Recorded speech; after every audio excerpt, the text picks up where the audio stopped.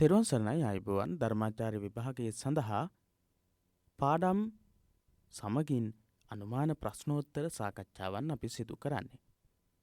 ඉතින් බෞද්ධ සමාජ දර්ශනය කියන පොතේ දෙවැනි පාඩමේ පළවෙනි කොටස අපි කතා කරන්නට සූදානම් වෙන්නේ බෞද්ධ සමාජ සංකල්පය කියන මාතෘකාව තමයි ප්‍රධාන මාතෘකාව. ඉතින් මේ මාතෘකාව අපි කොටස් වලට වර්ගීකරණය කරලා තේරුම් ගන්නට උත්සාහ කරනකොට පැහැදිලිව අපිට මේ පාඩමේදී උගන්වන්නේ කුමක්ද කියන එක පිළිබඳව හොඳ වැටහීමක් අවබෝධයක් ලබා ගන්න පුළුවන්. ඉතින් අපි අනුමාතෘකාවක් විදිහට යොදාගෙන තිබෙන්නේ සමාජ සංකල්ප අතරින් බෞද්ධ සමාජ සංකල්ප වල විශේෂත්වය මොකක්ද කියන එක පිළිබඳව තමයි අපි කතා කරන්නට සූදානම් වෙන්නේ.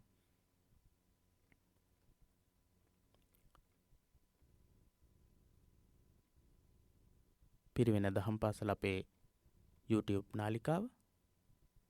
ඉතින් අපේ නාලිකාවෙන් අපි බලමු මොනවද අපිට මේ කොටසේදී කතා කරන්න තියෙන්නේ කියලා. පාඩමේ මෙන්න මෙහෙමයි විස්තරය ආරම්භ වෙන්නේ. පාඩම විස්තර කරන්නට පටන් ගන්න මෙන්න මෙහෙමයි. අප ජීවත් වන සමාජයේ සමග ප්‍රසන්න හා අර්ථ සම්පන්න සම්බන්ධතා සමූහයක් ඇති කරගෙන අන්‍යෝන්‍ය සුහදතාව හා ගෞරවය රැක ගනිමින් ජීවත්වීම සඳහා අවශ්‍ය වූ උපදේශ සමූහයක් බුදු සමයෙන් ලැබේ.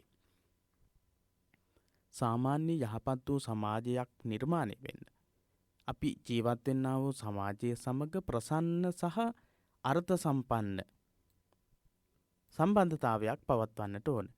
සමාජීය පුද්ගලයෙක් වුණාම ඒ සමාජීය පුද්ගලයා ප්‍රසන්න අර්ථ සම්පන්න සම්බන්ධතාවයක් සමාජයත් එක්ක පවත්වන්නට ඕන.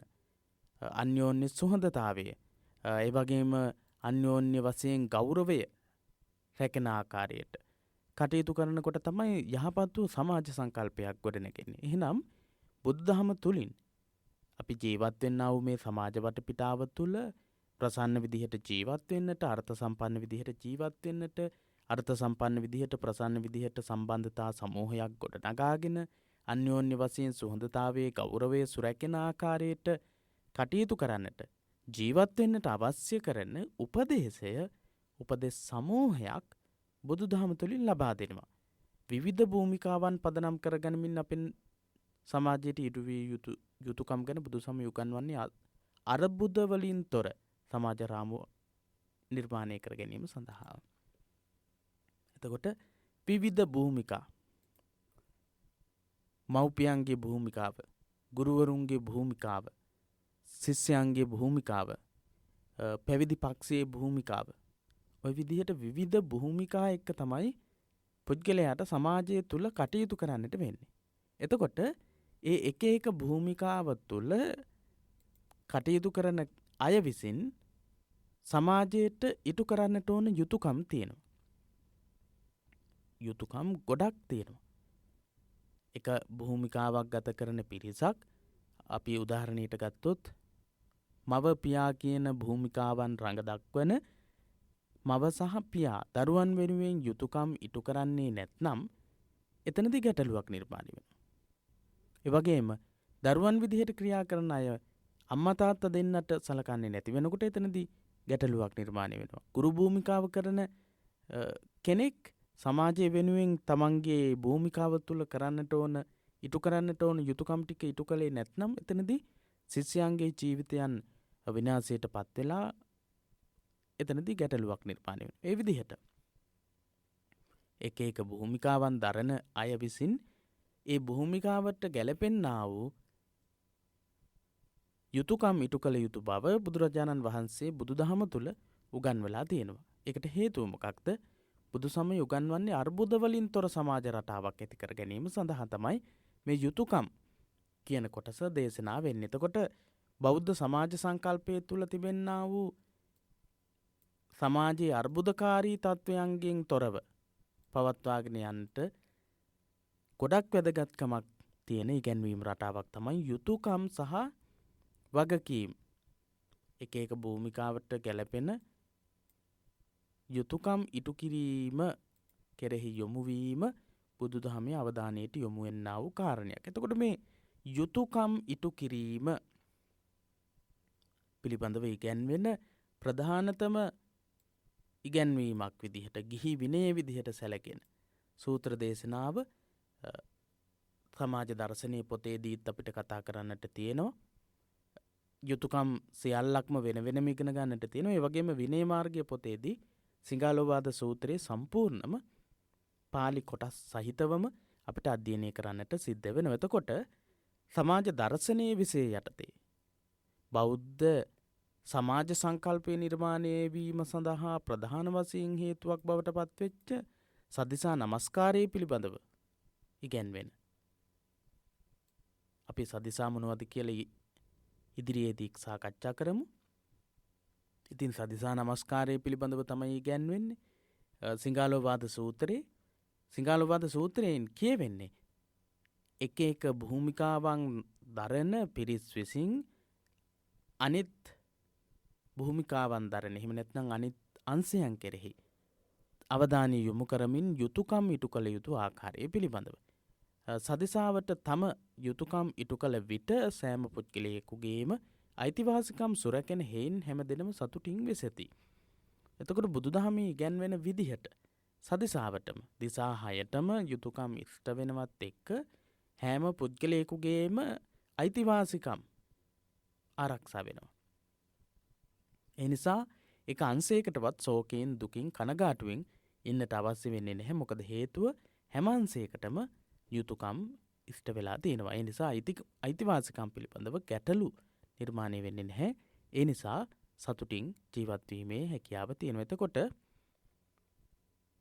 අපෙන් ප්‍රශ්නයක් අහන්නට පුළුවන්කම තියෙනවා බෞද්ධ සමාජ සංකල්පයේහිලා යුතුයකම් ඉටු කිරීම හා සම්බන්ධව යුතුයකම් ඉටුවීම සහ අයිතිවාසිකම් සම්පූර්ණ වීම සම්බන්ධව ඉගැන්වෙන ප්‍රධානතම මූලාශ්‍රය මොකක්ද? ඉගැන්වීමක් නම් කරන්නට කියලා. එතකොට අපිට දක්වන්නට පුළුවන් දීඝනිකායේ සිංහාලක සූත්‍රය එහෙම නැත්නම් සිංහාලෝවාද සූත්‍ර දේශනාව. මේ සූත්‍ර දේශනාවේ ඉගැන්වෙන්නේ මොනවද කියලා අපි කතා කළා. සදිසා නමස්කාරයේ ප්‍රධාන වශයෙන් ඉගැන්වෙනවා. එතකොට සිංහාලෝවාද සූත්‍රයේ සදිසා නමස්කාරය විතරක් නෙවෙයි සතර කර්මක්ලේශ ධන විනාශ මුඛ ඊට පස්සේ සදිසා නමස්කාරය මේ විදිහේ කරුණු කිහිපයක්ම තියෙනවා. ඉතින් මෙතනදී සමාජ සංකල්පය යහපත් විදිහට භූමිකාවලින් ගොඩනැගීම සඳහා අවශ්‍ය කරන උපදේශය තියෙන්නේ සදිසා නමස්කාරය කියන කොටසේ. සිංහාලෝවාද සූත්‍රයේම සදිසා නමස්කාරය කියන කොටසේ.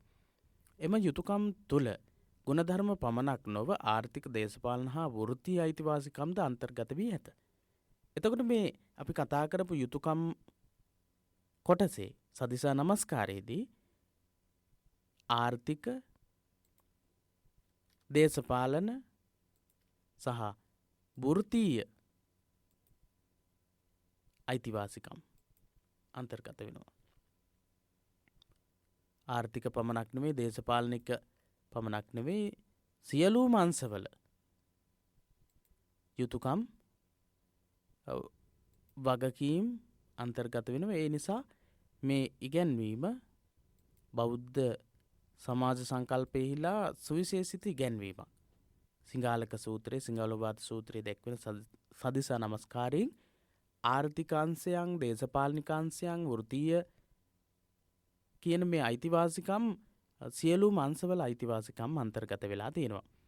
අපි ඉදිරියේදී පාඩම් තව සාකච්ඡා කරනවා. එතකොට ඔබට තව පැහැදිලි වේවි අවබෝධ වේවි.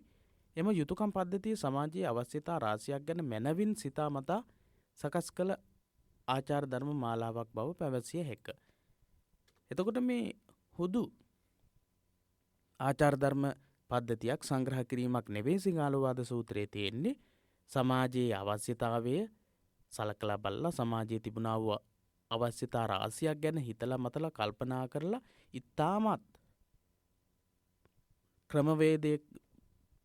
නිවැරදි ක්‍රමවේදයකට සකස් කරපු ආචාර ධර්ම මාලාවක් තමයි සදිසා නමස්කාරය තුලින් එහෙම නැත්නම් යුතුයකම් ඒ කොටසින් උගන්වලා තියෙන්නේ.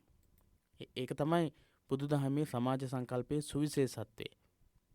ඉතාමත් හොඳින් ගැටලු නිර්මාණය නොවන ආකාරයට නිර්මාණය කරපු යුතුයකම් වගකීම් සමුදායක් තමයි මේ සූත්‍ර දේශනාවට අනුව තියෙන්නේ. මේ බඳු අන්‍යෝන්‍ය යුතුයකම් ජාලයක් තුළ පුද්ගලයන් රඳවන ලද්දේ පුද්ගලයා විශේෂයි සමාජ සන්දර්භයේ අතිශයින් වැදගත් වන බව පිළිගෙන ඇති හේයින්. එතකොට එක එක පුද්ගලයාගේ යුතුයකම් අන්‍යෝන්‍ය යුතුයකම් ජාලය ඉතාමත් හොඳ විදිහකට බුදුදහම තුළ අවධාරණය කරන්නේ මොකක් නිසාද? සමාජ සන්දර්භයේ අතිශයින් වැදගත් වෙන බව. පුද්ගලයා විශේෂයි එක් පුද්ගලයෙක් සමාජයේ විශේෂයි දක්වන්නා වූ ආකාරය, ක්‍රියා කරන්නා වූ ආකාරය සමාජ සන්දර්භයට සමස්ත සමාජයට අතිශයින්ම වැදගත් වෙනවා. එනිසා තමයි එක එක පුද්ගලයා වෙනුවෙන් වෙන් වෙන යුතුයකම් වගකීම් පිළිබඳව දැඩි අවධානයකට බුදුදහම තුළ අවධානය යොමු කරලා තියෙන්නේ. එක පුද්ගලයෙක්ගේ හැසිරීම රටාව සමස්ත සමාජයේම යහපත හෝ අයහපත පිණිස පවතින්නට පුළුවන්. පුද්ගලයෙකු ගුණ යහපත්කමෙන් වැඩෙන්නේ තමා ජීවත් වන සමාජයේ වෙත නිවැරදි හා හිතකර ප්‍රතිචාර දැක්වීම තුලින්. එතකොට පුද්ගලයෙක් ගුණ යහපත්කම් වලින් වර්ධනය වෙනවා නම්, නිර්මාණය වෙලා එනවා නම් එතනදී තමන් ජීවත් වෙන සමාජයේ වෙත නිවැරදි වූ හිතකර වූ ප්‍රතිචාරයක් දක්වනවා, හැසිරීම් රටාවක් පෙන්눔 කරනවා. සමාජයේ සම්බන්ධයෙන් බුදුසමය ඉදිරිපත් කරන සංකල්පයේ කවරක්දයි පැහැදිලිව තේරුම් ගැනීම මෙහිදී අවශ්‍ය වේ. එතකොට සමාජයේ යහ පැවැත්ම සඳහා සදිසා නමස්කාරය පදනම් කරගත් සිංහාලෝවාද සූත්‍රයේ ගැන්වෙන යුතුයකම් පදනම් කරගෙන ගොඩනැගෙන තත්ත්වය පිළිබඳව කතා කරලා ඊළඟට අපි තවත් බලමු සමාජයේ සම්බන්ධයෙන් බුදුසමය ඉදිරිපත් කරන සංකල්පය කොයි වගේ සංකල්පයක්ද කියන එක පිළිබඳව අපි අවධානය යොමු කරලා බලමු. මිනිසා ජීවත් වන ජීවී සහ අජීවී සමස්ත පරිසරයේම ඔහුගේ පැවැත්ම හා සම්බන්ධ වන බව මෙහිලා අමතක කළ නොහේ. එතකොට බුදුදහමේ ඉගැන්වෙන විදිහට අපි ජීවත් වෙන සමාජය තුළ ජීවී සහ අජීවී කියලා අංශ දෙකක් තියෙනවා. ජීවී අජීවී කියලා අංශ දෙකක් තියෙනවා. එතකොට මේ අංශ දෙක කෙරෙහිම සාමාන්‍ය අපිට අවධානය යොමු කරන්නට වෙනවා. මිනිසා ජීවත් වන ජීවී සහ අජීවී සමස්ත පරිසරයේම ඔහුගේ පැවැත්ම හා සම්බන්ධ වන බව මෙහිලා අමතක කළ නොහේ.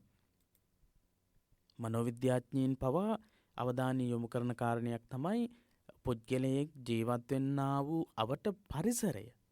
ඒ පුද්ගලයාගේ සම්පූර්ණ ක්‍රියාවලියට හැසිරීමට බලපානවා කියන කාරණේ. එතකොට පුද්ගලයෙක්ගේ සමාජීය හැසිරීමට ජීවී අජීවී කියන ඔහු ජීවත් වෙන සමස්ත පරිසරයෙන් බලපානවා. මහාචාර්ය කෝගන් මිසුනෝ පවසන්නේ බුදුදහමින් ඉගැන්වීම අනුව. බුදුදහම ඉගැන්වීම අනුව එක් අයෙක් නම් හැමදෙනාමය, හැමදෙනා නම් එක් අයෙක්මය. එක් අයෙකුගේ ක්‍රියාවක් සමස්ත ප්‍රජාවටම හොඳට හෝ නරකට බලපායි. එහෙයින් අප වටා ඇති ලොවත් සමාජයත් එකම සමස්තයකි කියන ප්‍රකාශයක් මහාචාර්ය මිසුනෝ කෝගන් මිසුනෝ ප්‍රකාශ කරනවා. බුදුදහමේ ඉගැන්වීම අනුව බුදුදහමේ ඉගැන්වෙන්නා වූ සමාජ සංකල්පයට අනුව මහාචාර්ය කෝගන් මිසුනෝ කියන පඬිවරයා ප්‍රකාශ කරන විදිහට එක් අයෙක් කියන්නේ හැමදෙනාම. හැමදෙනා කියන්නේ එක් අයෙක්. එක් අයෙක් එක්කෙනෙක්ගේ බලපෑම සමස්ත සමාජයටම බලපානවා. සමස්ත සමාජයේම බලපෑම එක් පුද්ගලයෙක්ට බලපානවා. එක් අයෙකුගේ ක්‍රියාවක් සමස්ත ප්‍රජාවටම හොඳට හෝ නරකට බලපායි. හොඳට හෝ නරකට බලපාන්න පුළුවන්. යහපත් විදිහට හැසිරුණොත් යහපත් විදිහටත්, අයහපත් විදිහට හැසිරුණොත් අයහපත් විදිහටත් බලපාන්න පුළුවන්. එහින් අප වටා ඇති ලොවත් සමාජයත් එකම සමස්තයකි. අපි අවට තියෙන ලෝකයත් සමාජයත් එකම සමස්තයක්. එකකට එක සම්බන්ධ වෙලා පවතිනා වූ සම්බන්ධතා ජාලයක් විදිහට තමයි කෝගන් මිසුනෝ කියන පඬිවරයා සඳහන් කරන්නේ. රජ කෙනෙකු විසින් රක්ෂාවරණය සැපිය යුතු සමාජය ගැන පවසන විට මානව සංහතියේ පමණක් නොව සිව්පාවුන් හා කුරුල්ලන්ද ඇතුළත් කර දක්වා ඇත්තේ හේිනි. එතකොට මේ සමස්ත සමාජය කෙරෙහිම අවධානය යොමු කළ ජීවී අජීවී කියන අංශ දෙක කෙරෙහිම අවධානය යොමු කළ යුතුයි කියන කාරණේ පිළිබඳව කතා කරනකොට බුදුදහමේ චක්කවර්ති සීහනාද සූත්‍රයේ දැක්වෙන ආකාරයට දස සක්විතිවත් කියන ඉගැන්වීම විශේෂයි. එතකොට රජ කෙනෙකු විසින් රක්ෂාවරණයේ සැපිය යුතු සමාජය ගැන පවසන විට මානව සංහතියේ විතරක් නෙවෙයි සිව්පා සතුන් මිගපක්කීසු රක්කාවරණ ගුත්තිං මිගපක්කීසු කියලා තමයි දස සක්විතිවල වත්වල දැක්වෙන්නේ. මිනිස්සුන්ට පමණක් නෙවෙයි සිව්පාවුන්ටත් සත්තු සිව්පාවුන්ටත් ආරක්ෂාව සැපයේ යුතුයි කියන අදහස. එතකොට ජීවී අජීවී කියන සහ සමස්ත මිනිස් සමාජය විතරක් නෙවෙයි තිරිසංගත සත්වයින්ගේ පවා ජීවිත සුරක්ෂිත වෙන විදිහට රජෙකු විසින් ආරක්ෂා කළ යුතුයි, රැකවරණය සැලසිය යුතුයි කියන පරමාදර්ශී සමාජ සංකල්පය තමයි බුදුදහමෙන් ඉදිරිපත් වෙන්නේ. ලොව ප්‍රථම පසු චිකිත්සාව බෞද්ධාධිරාජ අශෝකයන් විසින් අරබන ලද්දේ මේ සංකල්පය ආභාසය නිසායි. එතකොට පළවෙනි වතාවට ප්‍රථම පසු චිකිත්සාව ආරම්භ කරන ලද රජතුමා බවට පත් වෙන්නේ බෞද්ධ අධිරාජ අශෝකයන් විසින්. අශෝක ධර්මාශෝක මහ රජතුමා ධර්මාශෝක අධිරාජයා. එතකොට ප්‍රථම පසු චිකිත්සාව කියන්නේ මොකක්ද? පළවෙනිම සතුන්ට උපස්ථාන කිරීම, සතුන්ට බෙහෙත් හේත් කිරීම පළවෙනියටම සිද්ධ කරන්නේ අශෝක රජතුමා. එතකොට සිව්පා සතුන් පවා රැකවරණයේ ලබාදී ආරක්ෂා කරගත යුතුයි කියන ඉගැන්වීම තමයි බෞද්ධ සමාජ සංකල්පයේ තියෙන්නේ. ඒක තමයි පරමාදර්ශයක් විදිහට අශෝක රජතුමා ක්‍රියාවට නංවන්නේ. ඒ නිසා තමයි ප්‍රථම පසු චිකිත්සාව කෙරෙහි යොමු වෙච්ච රජතුමා බවට අශෝක රජතුමා පත් වෙන්නේ.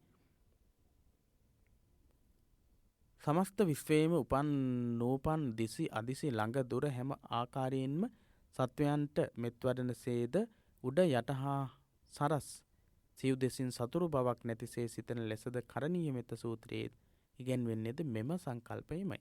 එතකොට කරණීය මෙත්ත සූත්‍රයේ කරණීය මෙත්ත සූත්‍රයේ ගොඩක් වැදගත් වෙන සූත්‍ර දේශනාවක්.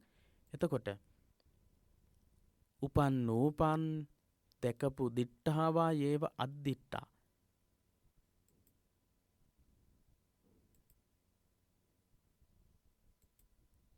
භූතාවා සම්භවේසීවා දූරේවා යේච අවිදූරේ මේ විදිහට උද්දං අදෝච්ච තිරියංච උඩ යට උද්දං කියලා කියන්නේ උඩ යට තිරියං සිරස් ආදී හතර දිසාවෙම ඉන්න සියලුම දෙනාට මෙත් වඩන්නට කියන ඉගැන්වීම තමයි කරණීය මෙත්ත සූත්‍රයේ සඳහන් වෙන්නේ. එතකොට බෞද්ධ සමාජ සංකල්පයේ විශේෂත්වය රජ කෙනෙක් ගත්තන් පස්සේ ඒ සමාජය පාලනය කරන පාලකයා විසින් ජීවී අජීවී එවගේම මිනිස්සුන් සිව්පාවුන් හැමදෙනාම ආරක්ෂා කළ යුතුයි කියන සමාජ සංකල්පයක් තමයි ඉගැන්වීමක් තමයි තියෙන්නේ. මෙසේ පුළුල් විවහයක් තුළ ජීවත් වන මනුෂ්‍යයන් විසින් තම සමාජ චර්යාව සජීව හිතකාමී පිළිවෙතක් බවට පත් කරගන්නා හේයින් එය නූතනිකයන් ඉදිරිපත් කරන මානව හිතවාදයට වඩා බෙහෙවින් පුළුල් බව කිව යුතුව තිබේ. එතකොට මේ විදිහට පුළුල් ව්‍යුහයක් තුළ ජීවත් වෙන මනුෂ්‍යයන් විසින් තමන් ජීවත් වෙන සමාජ ජීවිතයේදී සජීව හිතකාමී වූ පිළිවෙතක් තුළ තමයි බෞද්ධ ඉගැන්වීමට අනුව ගොඩ නැගෙන්නේ. බෞද්ධ සමාජය තුළ පුළුල් ව්‍යුහයක් තුළ ජීවත් වෙන මනුෂ්‍යයන් විසින් තමන් ජීවත් වෙන සමාජයේ යහපත වෙනුවෙන් නිරන්තරයෙන් අවධානය යොමු කරමින් ගත කරන්නා වූ ඉගැන්වීම් රටාවන්ගෙන් යුක්ත නිසා මානව හිතවාදයන්ට වඩා ඒ බෞද්ධ මානව හිතවාදය බෞද්ධ සමාජ සංකල්පය සුවිශේෂී වෙනවා. මානව හිතවාදීන් තම ආචාර ධර්ම ගොඩනගන්නේ මිනිසා කෙරේ අසීමිත වැදගත්කමක් පිරිනමමින්. සාමාන්‍ය මානවවාදීන් තමන්ගේ අදහස් ආචාර ධර්ම ගොඩනගන්නේ මිනිස්සුන්ට වැඩි වටිනාකමක් දීලා. බුදුදහම ඊට වඩා විශේෂ වෙන්නේ සමාජයක් තුළ ජීවත් වෙන ජීවාජීව කියන හැම දෙයක්ම පුද්ගලයාගේ හැසිරීමට බලපානවා, සමාජයට බලපානවා. ඒ නිසා අනිකුත් ජීවීන්ගේ අයිතිවාසිකම් පිළිබඳ අඩුවෙන් තක්සේරු කිරීමක් මෙහිදී සිදුවේ. කවුද අඩුවෙන් තක්සේරු කරන්න අනිත් ජීවීන් පිළිබඳව මානවවාදී. බුදුදහමේ හිම එකක් නැහැ. බුදු සමයේ සියලු සත්වයන්ටම ජීවිතයේ ප්‍රිය බවත් හැම සත්වයන්ම මරණයට බිය බව හා දඬුවමට අකමැති බවත් සැලකිල්ලට ගනිමින් ආචාර ධර්ම ඉදිරිපත් කරයි. සබ්බේ තසන්ති දණ්ඩස්ස සබ්බේ බායන්ති මච්චුනෝ. ඒ වගේම සබ්බේ සංජීවිතං පියං. ඔය විදිහට බුදුදහමේ ඉගැන්වෙනවා සියලු සත්වයෝම මරණයට බිය වෙනවා. තාඩන පීඩන වලට බය වෙනවා. සියලු දෙනාම ජීවත් වෙන්නට කැමති. ඒ විදිහ අදහස් තියෙනවා. ඒ වගේම සබ්බේ සත්තා භවන්තු සුඛිතත්තා. කරණීයමෙත්ත සූත්‍රයේ දැක්වෙන්නේ සියලු සත්වයෝ සුවපත් වෙත්වා කියන ප්‍රාර්ථනාව තමයි ඒ තුල අන්තර්ගත වෙලා තියෙන්නේ. මේන් අදහස් කරන්නේ මිනිස් සමාජය සම්බන්ධ කරගත් විශේෂ ඉගැන්වීම් සමූහයක් බෞද්ධ සදාචාර සම්පන්න සංකල්ප මගින් ඉදිරිපත් නොකරන බව නොවේ. මේ සබ්බේ සත්තා භවන්තු සුඛිතත්තා සියලු සත්වයෝ සුවපත් වෙත්වා සබ්බේ තසන්ති දණ්ඩස්ස සියලු දෙනාම දඬුවමට බයයි. මේ වගේ ඉගැන්වීම් වලින් අදහස් කරන්නේ බුදුදහමේ මිනිසාට ලබා දීලා තියෙන වටිනාකම අව탁සේරුවකට ලක් කරලා තියෙනවා කියන එක නෙමෙයි. මිනිසාට උපරිම වටිනාකමක් දීලා තියෙනවා. හැබැයි සියලුම ජීවීන් කෙරෙහි බුදුදහම තුල අවධානය යොමු වීමක් තියෙනවා. බුදු සමයේ සමාජ සංකල්පය පුළුල් මට්ටමින් සමස්ත ජීවී සංහතියම හසු කරගන්නා අතර ධර්මයේ පිළිපැදීමෙන් ප්‍රයෝජන ලද හැකි ජීවීන් වශයෙන් දෙවියන් හා මිනිසුන් වෙන්කොට හඳුනා ගනී. ඔන්න මෙතන වැදගත්ම දෙයක් කියනවා දෙවියන් සහ මිනිසුන් විශේෂ කරලා හඳුනා ගන්නවා අනිත් සතුන් අතරින් කොහොමද මොකක් නිසාද බුදු සමයේ සමාජ සංකල්පයේ පුළුල් මට්ටමින් සමස්ත ජීවි සංහතියම හසු කරගන්න අතර ධර්මයේ පිළිපැදීමෙන් ප්‍රයෝජන ලබන්න පුළුවන් ජීවීන් වශයෙන් තමයි දෙවියන් සහ මිනිසුන් වෙන් කරලා හඳුනාගන්නේ. අනිත් තිරිසන්ගත ආත්ම භාවයන් ගත කරන ඒ සත්ව විශේෂ වලට പ്രേත භූත කුම්භාණ්ඩ ආදී ආත්ම භාව වලට ධර්මයේ අවබෝධ කරගෙන නිර්වාණ අවබෝධයට ගමන් කරන්නට පුළුවන් කමක් නැහැ. ඒ නිසා තමයි දෙවියන් සහ මිනිසුන් ධර්මයේ අවබෝධ කරගෙන නිවන් අවබෝධ කරගන්නට පුළුවන් විශේෂිත සත්ව විශේෂයක් නිසා තමයි බුදුදහමේ ඒ අයට වැඩිපුර අවධානයක් යොමු වෙලා තියෙන්නේ. එහෙන් බුදුරදුන් ශාස්ත්‍රෝරයෙකු ලෙස හඳුන්වන විට උන්වහන්සේ සත්තා දේව මනුස්සානං බුද්ධෝ භගවා ආදී වශයෙන් සඳහන් වෙනවා. සත්තා දේව මනුස්සාන. දෙවියන්ට සහ මිනිසුන් කියන දෙපිරිසටම ශාස්ත්‍රූවරයා කියන අදහස තමයි සත්තා දේව මනුස්සාන කියන බුදු ගුණයෙන් කියවෙන්නේ. දෙව් මිනිසුන්ගේ ගුරුවරයා වශයෙන් බුදුරජාණන් වහන්සේ හඳුන්වන්නේ දෙවියන්ට සහ මිනිසුන්ට ධර්මාවබෝධය ලබාගෙන නිර්වාණගාමී මාර්ගයේ ගමන් කරලා නිවන් අවබෝධ කරගන්නට මාර්ගය පෙන්වා වදාරන නිසා තමයි බුදුරජාණන් වහන්සේ සත්තා දේව මනුස්සානං කියලා හඳුන්වන්නේ. ඒත් මිනිසුන් ඔබගේ ඍජු සම්බන්ධතා පැවැත්වෙන්නේ මිනිසුන් සමගම හේයින් මානව සමාජය පිළිබඳ සැලසුම් වෙනම සාකච්ඡා කර ඇති බවද කිව යුතුයි. සාමාන්‍ය මිනිසුන් ඍජු විදිහටම සම්බන්ධතා පවත්වා ගනිමින් මිනිසුන් සමග ජීවත් වෙනවා අනිත් සත්තුන්ට වඩා. ඉතින් ඒ නිසා මානව සමාජය සැලසුම් කිරීමේදී වෙනමම මානව සමාජය සැලසුම් කිරීමට අවශ්‍ය කරන බෞද්ධ ඉගැන්වීම් බුදුරජාණන් වහන්සේ දේශනා කළා තියෙනවා. අපි ඉදිරියට කතා කරනවා බෞද්ධ ආభాසයෙන් යුක්තව සමාජයේ සැලසුම් කිරීම සඳහා බුදුරජාණන් වහන්සේ දේශනා කළා තියෙන්නේ මොනවද කියලා. එතකොට අපි සමාජ සංකල්ප අතරින් බෞද්ධ සමාජ සංකල්පවල විශේෂත්වය මොනවද කියලා දැනගත්තා. ඒ වගේම මේ විශේෂ සමාජ සංකල්ප ගොඩනැගීම සඳහා හේතු වෙච්ච බෞද්ධ මූලාශ්‍ර මොනවද? බෞද්ධ ඉගැන්වීම් අන්තර්ගත වෙන මූලාශ්‍ර මොනවද? සූත්‍ර දේශනා මොනවද කියන එක පිළිබඳව අපි අවධානය යොමු කළා. එතකොට බුදුදහමේ සමාජ සංකල්ප අතරින් සුවිශේෂිත වූ සමාජ සංකල්ප ඉදිරිපත් වෙලා තියෙනවා. බුදුදහමේ අනිකුත් සමාජ සංකල්ප වලට වඩා මානවවාදීන් ඉගැන්වීම් වලට වඩා විශේෂිත වූ ඉගැන්වීම් ගැන හැර දක්වලා තියෙනවා. මූලාශ්‍ර ඇසුරින් ඒ පිළිබඳව පැහැදිලි කරන්නට කියලා ප්‍රශ්නයක් ආවොත් අපිට මේ කතා කරපු තොරතුරු ඇතුළත් කරමින් පිළිතුරක් ගොඩනගන්නට වෙනවා. එහෙමනම් ඊළඟ කොටසින් දෙවනි කොටසින් අපි තවත් තොරතුරු සාකච්ඡා කරමු. මේ කොටසින් සමුගන්නවා ඔබට තෙරුවන් සරණ ප්‍රාර්ථනා කරමින් පිරිවෙන දහම් පාසල අපේ YouTube නාලිකාවෙන්.